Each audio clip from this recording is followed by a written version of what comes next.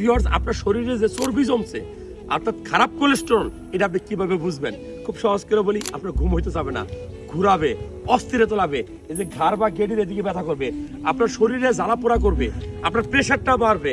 আপনার এই ধরনের লক্ষণ দেখা দিলে আপনি একটা গুরুত্বপূর্ণ টেস্ট করবেন। কি টেস্ট? সেটা হলো সিরাম লিপিড প্রোফাইল। আমি আবারও বলছি, কি টেস্ট করবেন? Serum lipid profile. কি কি থাকে? 4টা জিনিস থাকে, LDL, HDL, total cholesterol, triglyceride. এই 4টার মধ্যে শুধু এইচডিএল যেটা, সেটা ভালো কোলেস্টেরল, আর বাকি যেগুলো খারাপ কোলেস্টেরল।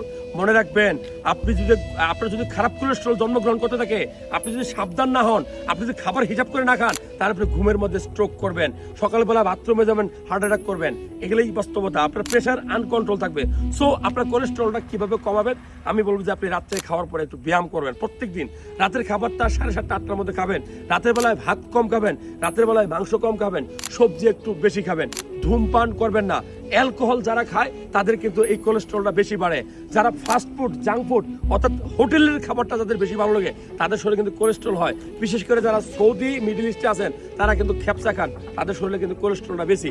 সো আপনার কোলেস্টেরলটা ভালো আছে কিনা আজই পরীক্ষা করুন। কেননা একটা মাত্র টেস্টের মাধ্যমে বুঝতে পারবেন আপনার সামনে হার্ট অ্যাটাক, আপনার সামনে স্ট্রোক করার সম্ভাবনা আছে কিনা। ভালো লাগলে এই তথ্যগুলো শেয়ার করবেন।